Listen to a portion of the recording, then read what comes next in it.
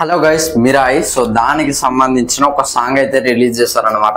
Release చేశారు జయత్రేయ song పేరు అయితే.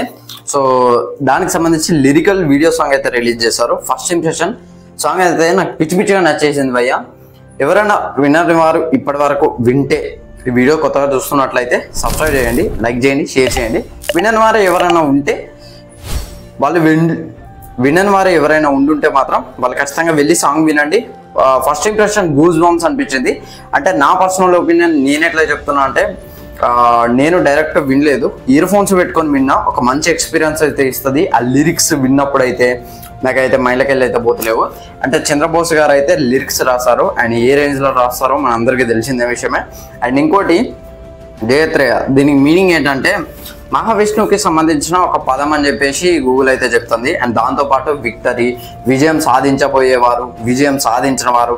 సో దానికి సంబంధించిన పదం జయత్రేయ అని చెప్పేసి దాన్ని అయితే వాడతారు. ఇక్కడ మనకి ట్రైలర్లో ఒక ప్లేస్లో జయత్రేయ అని చెప్పేసి హీరో వాడతాడు అనమాట. అంటే అందరూ హీరోని కొట్టడానికి దగ్గరికి వచ్చినప్పుడు మిరాయి వేపర్ని పట్టుకొని కింద గుద్ది జయత్రేయ అని చెప్పేసి అనడుతుంటే వాళ్ళందరూ ఎగిరి పడతారు.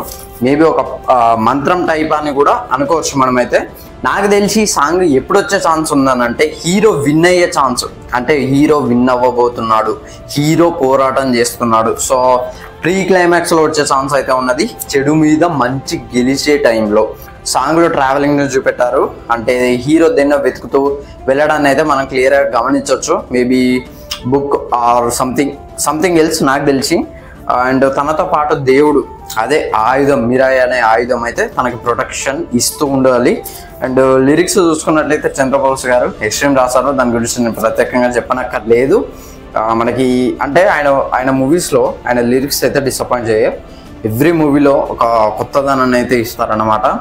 నాకు బాగా నచ్చిన మూవీ ఆయనది కల్కి మూవీ, నాకు చాలా ఇష్టం.